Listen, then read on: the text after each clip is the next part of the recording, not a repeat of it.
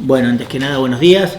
En el marco del curso de la educación financiera y su enseñanza, en convenio del Banco Central de la República Argentina con el Ministerio de Educación, pasamos a la actividad propuesta, que consistía en la elaboración de un conjunto de preguntas en base a 4 ejes. Por suerte, la actividad evaluamos que ha sido muy favorable porque hemos recibido 42 páginas de preguntas, lo que suman cientos y cientos de preguntas, las cuales, por supuesto, no podrán ser respondidas de manera individualizada, con lo cual hemos hecho una sistematización, como les habíamos anticipado en la hoja de ruta, de las mismas, y pasará el doctor Ricardo Aronsky a responder cada una de ellas. En el primer eje, que hace referencia a las políticas monetarias, tenemos una gran cantidad de preguntas e inquietudes vinculadas con la emisión monetaria y la inflación. En este sentido, el interés de los cursantes era desde qué perspectivas teóricas se abordan estas problemáticas y cuáles son las relaciones que establecen. Bueno, hay que saber que la inflación es un fenómeno multicausal, no hay una sola razón explicativa. En economía tenemos varias teorías que explican las causas: la inflación de demanda, la inflación de costos, la inflación estructural, son las más conocidas. Hay otras explicaciones de la inflación, por ejemplo, puja distributiva o expectativas inflacionarias que ayudan a entender el fenómeno. En distintos momentos de la historia hay distintos tipos de inflación que ocurren por distintas razones, no hay una causa exclusiva y única. Dentro de todas esas teorías explicativas y dentro de todas esas causas que pueden ocurrir en un momento determinado, me parece importante destacar que la inflación monetaria es una explicación posible de la inflación en algún momento determinado. No es la única explicación, no es la explicación excluyente. En determinadas circunstancias esa puede ser la causa de la inflación, en otros momentos no. Hemos tenido situaciones en la Argentina donde al contrario, se estaba contrayendo la cantidad de moneda en la economía y sin embargo la inflación era muy alta. Con lo cual el fenómeno es multicausal, no hay una sola explicación, y aquel que quiera manejar la inflación exclusivamente con política monetaria contractiva, que es lo que está detrás de estas ideas, puede equivocarse severamente, es decir, puede llevar a afectar gravemente la actividad económica sin que la causa de la inflación desaparezca. Bueno, un segundo tópico que ha sido repetido en las distintas aulas hace hincapié en la relación que existe o que debería existir entre las reservas internacionales del Banco Central y la base monetaria. ¿Qué visiones hay al respecto? Bueno, yo diría la visión internacional es que las reservas que tienen todos los países tienen una función exclusivamente vinculada al comercio exterior. La idea de que las reservas tienen que respaldar la base monetaria es una idea totalmente minoritaria a nivel internacional. Por ejemplo, Estados Unidos hasta 1971 tenía una relación de convertibilidad entre el oro y el dólar. En 1971 Estados Unidos abandonó esa relación y no existe más ni en Estados Unidos, ni en Europa, ni en todos los países centrales. No hay relación entre la cantidad de oro o reservas y la cantidad de la masa monetaria en circulación. En nuestro país tuvimos 3 momentos de convertibilidad en la historia, los 3 terminaron mal, y tuvimos que salir de esas experiencias de convertibilidad porque no tiene una función relevante. Es mucho más importante tener reservas para mantener ágil el comercio exterior y después la cantidad de moneda irla regulando de otra forma. Bueno, el tercer tópico hace referencia a la importancia del control de cambios para el desarrollo de la industria nacional y la generación de empleo. Sí, digamos, todo país tiene que tener alguna política en relación a cómo son sus intercambios con el resto del mundo. Es decir, lo ideal es tener intercambios equilibrados con el resto del mundo, poder vender mucho y poder comprar mucho, tener una buena relación de intercambio. Para eso sirve el tipo de cambio, para ir regulando ese tipo de procesos. Ningún país le deja al mercado en forma exclusiva la regulación del tipo de cambio. ¿Por qué? Porque los mercados son volátiles y los mercados mundiales financieros en este momento son extremadamente volátiles. Entonces todos los países del mundo, sobre todo los desarrollados, prefieren ir regulando el tipo de cambio, irlo ubicando en algún nivel que le resulte satisfactorio a las autoridades políticas. eso es intervención en el mercado cambiario, es regulación con un objetivo más importante, que es que la economía productiva se mantenga en buenos niveles. Bueno, y un último gran conjunto de preguntas hacían referencia a los canales de transmisión de la política monetaria. Y en este sentido había un especial énfasis en pensar, en interrogarse sobre cómo influyen los bancos centrales en el nivel de actividad económica y en el desarrollo de un país. Sí. Bueno, el desarrollo es fruto de un conjunto de políticas públicas, ¿no? Políticas comerciales, políticas industriales, políticas tecnológicas y por supuesto una política de crédito determinado. Ahí es donde entra la función del Banco Central como un elemento, un instrumento importante de promoción de determinadas actividades económicas que quiera realizar el gobierno. Por supuesto que uno puede hacer como se hizo en los años 90, decir, bueno, el Banco Central solamente se ocupa del tema monetario en un sentido muy restrictivo y se busca el crecimiento por otras vías.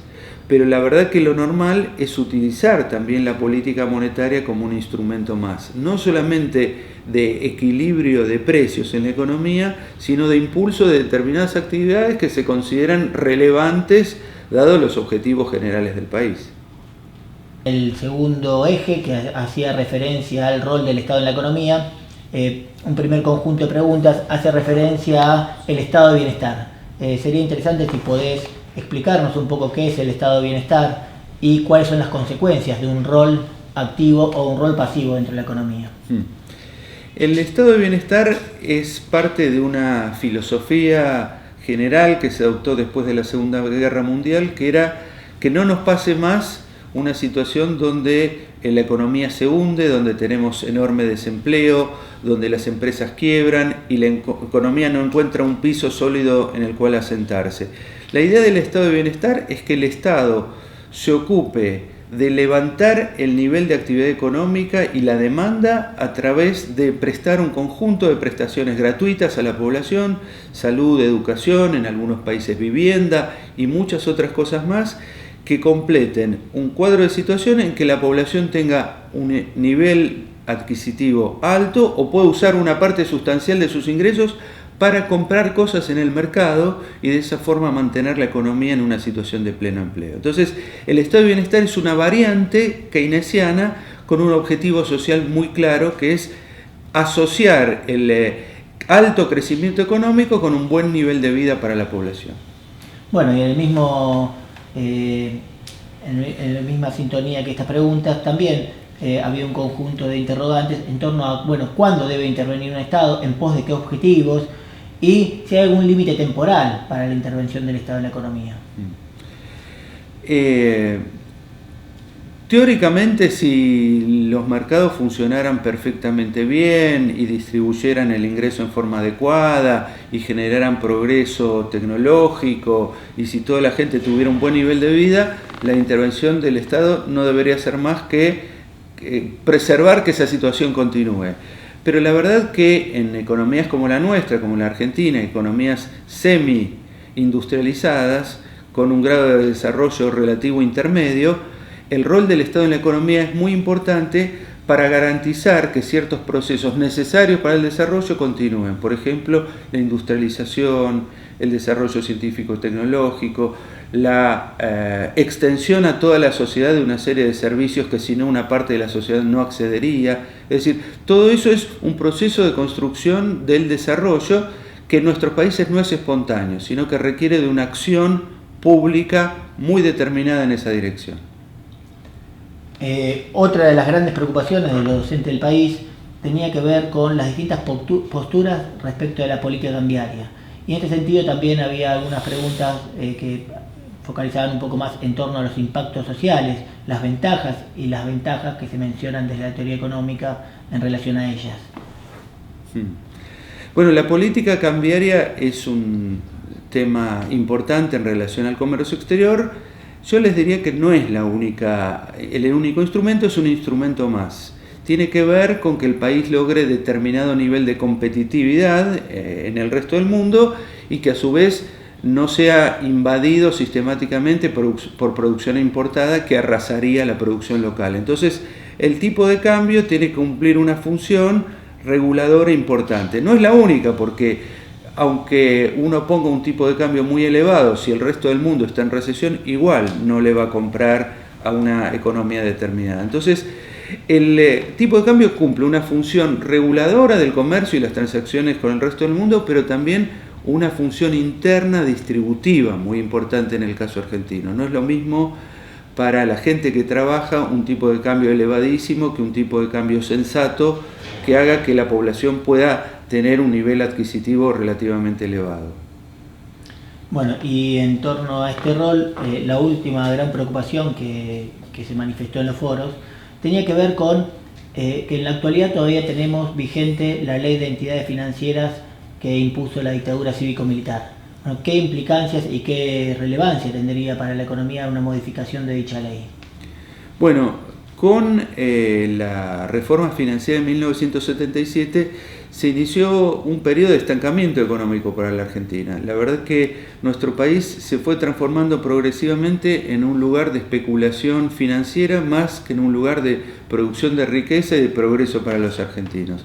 Parte de eso tuvo que ver con esa ley, con esa reforma financiera del 77, que después, durante la democracia, le fuimos incorporando diversas modificaciones, diversos parches para hacerla más potable, más útil para la sociedad. De todas formas, quedó flotando ahí una filosofía muy complicada que para nosotros, desde mi punto de vista, no es útil, que es la idea de que los capitales pueden entrar y salir libremente de las economías.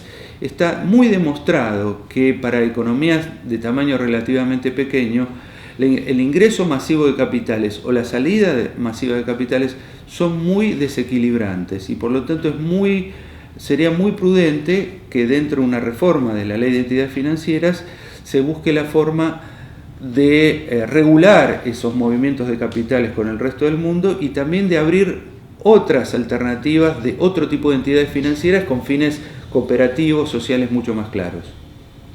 El tercer eje del curso hace referencia a la reforma de la Carta Orgánica del Banco Central. Y en este sentido hay un conjunto de preguntas e interrogantes vinculados con las principales características de la reforma de la Carta Orgánica y los motivos y los impactos esperados de esta reforma. Sí.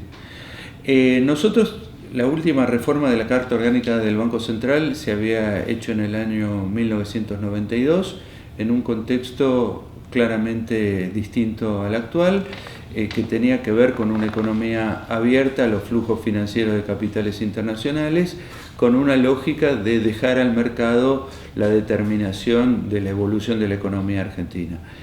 En esta reforma financiera actual se tomó en consideración una agenda mucho más importante, es decir, hay una especie de ampliación de la agenda del Banco Central. Los objetivos no se limitan a custodiar la estabilidad de la moneda. Fíjate que en los 90 nosotros tuvimos moneda estable y un derrumbe de la economía, de la producción y del empleo. Entonces, con esta reforma se dice, el Banco Central tiene que custodiar el valor de la moneda, pero también tiene que ocuparse del crecimiento económico y del empleo. Es decir, que se le da una misión al Banco Central mucho más compleja, mucho más difícil, pero mucho más útil socialmente. De nada nos sirve tener una moneda estable si junto con eso tenemos una sociedad hecha jirones por un proceso de desindustrialización, quiebra de empresas y achicamiento de personal. Así que me parece que le da esto al Banco Central una misión muy interesante, tiene que equilibrar entre distintos elementos, pero nos sirve mucho más a los objetivos sociales que debe tener cualquier gobierno. Y en este sentido, a partir de esta nueva Carta Orgánica, en su misión se hace un especial énfasis y se refuerza el papel del Banco Central en el canal de crédito. Y en este sentido, ¿cuál sería la importancia del financiamiento de actividades o inversiones productivas y en especial a las pequeñas y medianas empresas? Sí. Tradicionalmente nosotros tenemos un problema con el sistema financiero argentino que tiene que ver con que tiene una natural tendencia, eso lo observamos en otros sistemas financieros también, a financiar las actividades más rentables y con menos riesgo. Entonces vemos enseguida una concentración de los créditos o a las grandes empresas que les va muy bien o a la gente que toma crédito hipotecario, por ejemplo, porque se le puede después sacar la vivienda como parte de la garantía. Es decir, la banca naturalmente tiende a negocios de alta rentabilidad y bajo riesgo.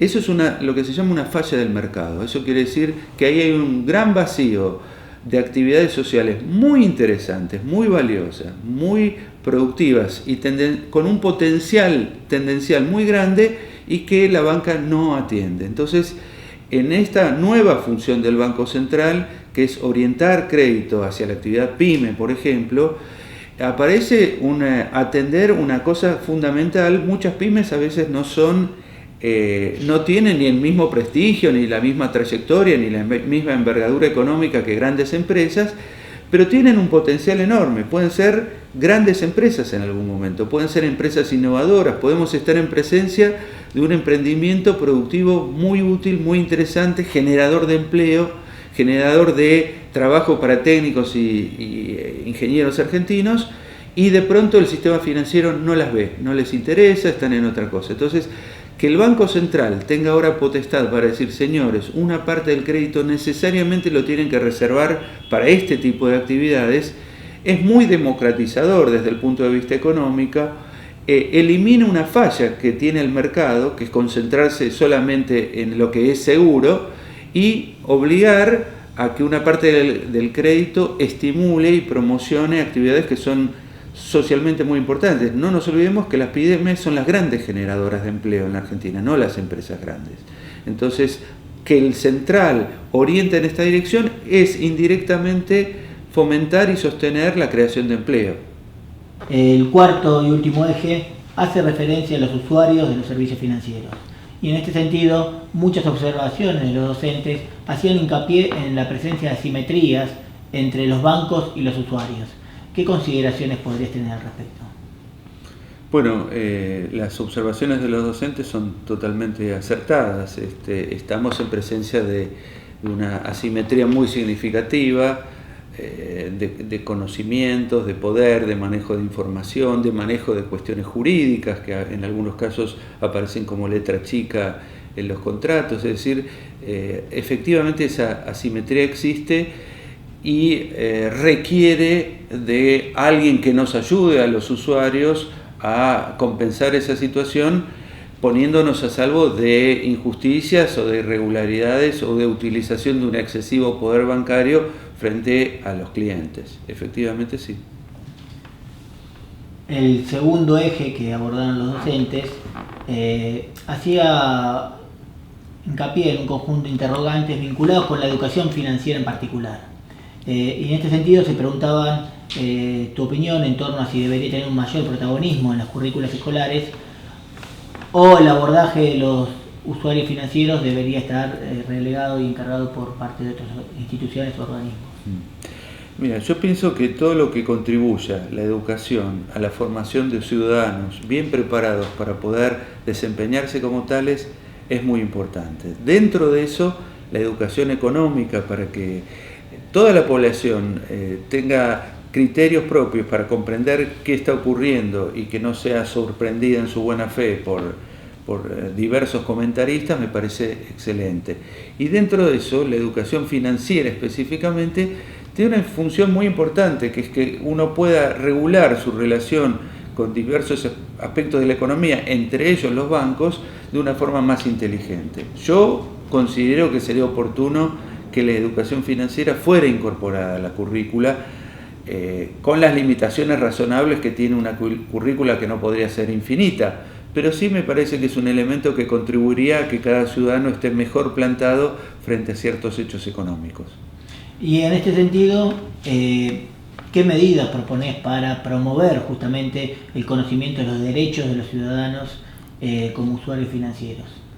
Me parece que ahí todo lo que pueda hacer el Banco Central, y yo celebro que esa sea una nueva potestad del Banco Central, ocuparse de este tema, no hacer como que esta realidad asimétrica no existe, sino tomar esto como un hecho de la realidad y ponerse claramente en defensa de la parte más débil de la relación entre entidades financieras y particulares. Así que todo lo que pueda hacer el Banco Central en el sentido de difundir los derechos de los usuarios y establecer canales de comunicación entre usuarios y la autoridad bancaria es fundamental porque va a garantizar que las propias entidades sepan que la arbitrariedad está acotada y que hay una entidad capaz de defender y eventualmente sancionar cuando los derechos de los usuarios son violentados por las entidades. Bueno, y en consonancia con estas preguntas, también se hacía especial énfasis en torno a la importancia que consideras de la inclusión financiera y la bancarización para promover una mayor equidad social. Y en este sentido había preguntas concretas que hacían referencia a si la inclusión financiera de la población puede ser una vía para estimular el consumo y la producción. Sí, el tema de la inclusión financiera yo creo que es importantísimo porque en Argentina tenemos una parte de la economía todavía que no está formalizada. Entonces, ir avanzando en un proceso de que todos los argentinos tengan algún tipo de conexión con el sistema bancario implica que necesariamente estamos blanqueando la economía, haciéndola más legal, otorgando derechos, porque eso va a implicar que la gente tenga un conjunto de derechos, que mucha población pueda acceder a tanto al tema del crédito bancario como la posibilidad de ahorrar en el sistema. Es decir, estamos ampliando un conjunto de derechos de ciudadanía económica de los argentinos que es muy importante. Así que la bancarización en este proceso es un aporte muy positivo. Y para finalizar, queríamos dejarte el espacio por si querías comentar algo o dejarle algún mensaje a nuestros docentes que están cursando esta corte. Bueno, el mensaje sería que con este curso lo que quisimos hacer desde el Ministerio de Educación y desde el Banco Central fue contribuir a la formación de los docentes, abrir un conjunto de temas que no estaban habitualmente tratados, familiarizarlos, darles una mano para que se acerquen a una temática que es muy rica, que van a poder seguir profundizando, que en la medida que nosotros podamos vamos a ayudar en ese proceso y que van a encontrar muchas fuentes variadas, fuentes diversas que les van a permitir enriquecer su visión sobre este tema y sobre la economía argentina en general. Bueno, muchas gracias.